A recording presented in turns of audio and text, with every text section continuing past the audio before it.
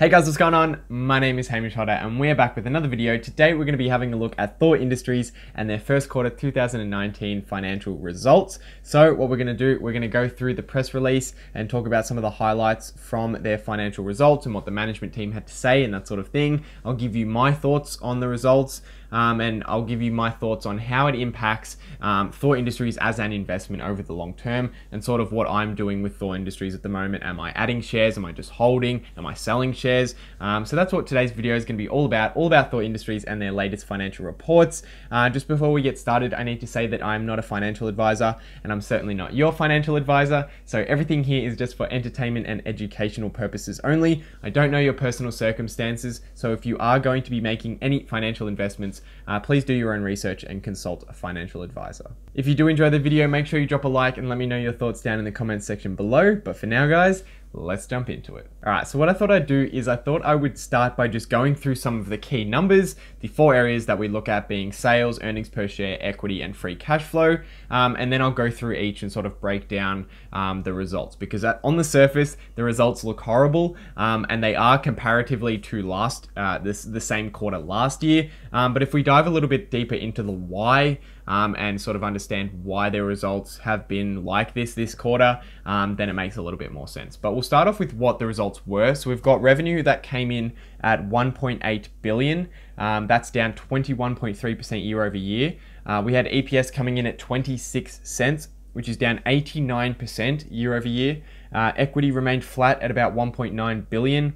And free cash flow was negative 50 million compared to negative 21 million in the same quarter of 2018. So we'll start by talking about revenue. So revenue down over 20% from last year, and there's really just one reason for this, and that is because the first quarter of the 2018 financial year, 12 months ago, was an exceptionally sort of outlier year for Thor Industries. The demand for RVs in that period was just incredible, and it was for the same for the third quarter, the second quarter, and the fourth quarter of 2017. So those 3 quarters of 2017 and the first quarter of 2018 was an exceptional period for Thor Industries. So this year's sort of 20% drop sort of just represents their revenue returning to normal levels. And this is examinable if we look over the past 3 years. So from the 2015 revenue till now, they've been able to grow revenue at about 19% per year over that period. So despite the 20% drop, their 3-year compounded growth rate is still almost 20%. So of course it's disappointing that they couldn't continue to just bring out record year after record year, but this of course happens to businesses, especially if they have sort of an outlier year where their revenue and their earnings is just exceptionally high, which is what happened last year. So bringing that back down to normal levels, relatively speaking, it doesn't look good, but still to be able to produce 1.8 billion when in 2015 they produced about 1 billion in revenue, they're still growing consistently. And if you look over the very long term, over the 35-year history of this company, they've been able to grow their revenue very, very consistently at double digits. So next we have EPS, and this was drastically lower than it was last period, and that's definitely not just related to the fact that last year's revenue and earnings were such an exceptional year. This is different. This quarter had some other additional costs that are specific to this period. And essentially Thor's management has said over time, they've continued to say this over many annual reports and quarterly reports, that they're really focused on long-term growth. So Wall Street cares about EPS, they care about the profitability of this quarter and the next quarter and the forward PE and how much money can we make in the next quarter or the next couple of quarters. But what a successful long-term investor really cares about, and what Thor's management cares about, is the long-term profitability and cash flow of the business. So how much cash can this business return to its shareholders over the very long term? And generally what that means is, if you're going to be looking over the long term, it means that sometimes you've got to take short-term cost hits in order to invest and do things that are going to increase the profitability of a company over the long term. And one of these additional costs that hurt in the short term but are great over the long term is when you make acquisitions. And a part of Thor's core strategy has been to acquire businesses and increase their market share. And they've continued to do this with their Erwin-Heimer acquisition, which they did in the last month. And that is likely to be concluded and sort of summed up and ready to be a part of Thor Industries by the end of 2018, so just in a month's time. But essentially, if you make an acquisition, there's going to be a lot of short-term costs, and for this quarter, there was $57 million worth of short-term acquisition-related costs related to contracts and that sort of thing. And this represents about $1 per share in earnings. So if this cost hadn't happened, then their earnings per share would have been something like $1.30 instead of 26 cents. So it's a drastic difference, but it's something that is going to allow this acquisition to occur, of course. And over the long term, they now have and they can now receive the cash flow from 30% of Europe's RV market, which is huge. In terms of guidance for the next quarter or the next year, Thor again didn't really say too much. They've had a history of just saying that they look for long-term profitability and to increase the value for shareholders over the very long term, and they don't really care what's happening in the next quarter. And my values align with those values. I really don't care what's going to happen in the next quarter.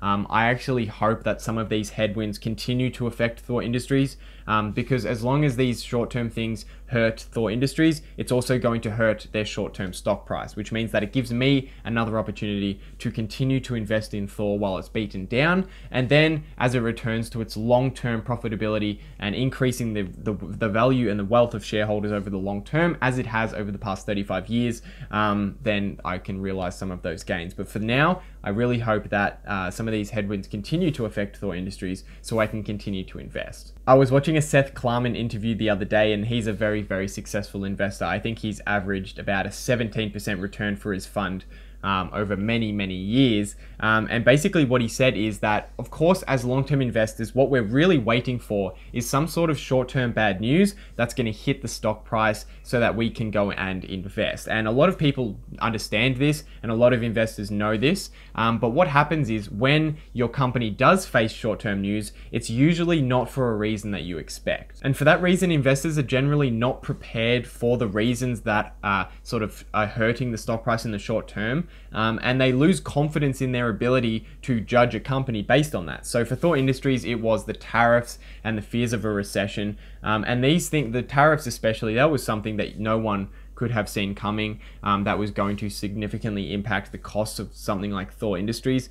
And for a lot of people who were waiting for Thor Industries to have some kind of short-term negative impact like I was, this might lead you to wonder whether or not Thor Industries can continue to be a great business because of these tariffs. And that applies to pretty much any business. There's always going to be a reason why your stock falls. It's not just going to fall for no reason. There's going to be a significant reason that is going to impact their profitability over the short term.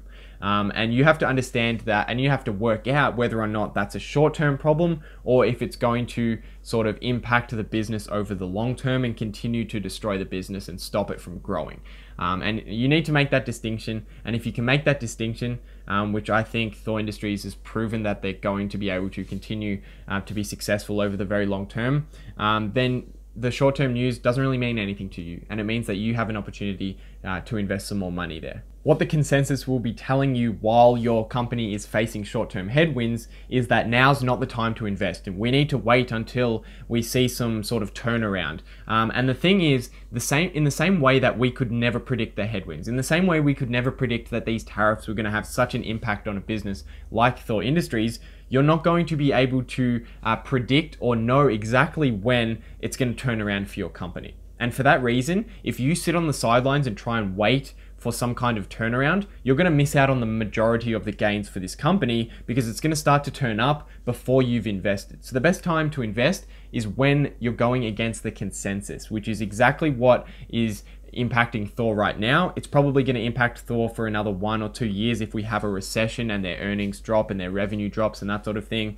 But there's no way for us to tell when Thor's going to turn around. We just know that, well, I just know that they're going to resume their long-term value creation that they've been doing for the last 35 years at some point in the next probably 2 or 3 years. And until then, I'm just going to continue to load up on shares. So that's my thoughts on Thor Industries. It's never really exciting to read a report that's disappointing, even though there's pretty valid reasons and there's no reason to worry about anything that's happening with Thor Industries in the short term. It's not fun to read that their earnings have dropped 90%, but it is interesting to talk about it and sort of discuss what's happening with a company that I hold and a company that I know a lot of you guys out there are interested in. So if you did enjoy this video, make sure you leave a like and let me know your thoughts down in the comment section below. If you want to see more, make sure you hit subscribe and join the team. But for now, guys, I hope you have a great day, and I'll see you in the next one.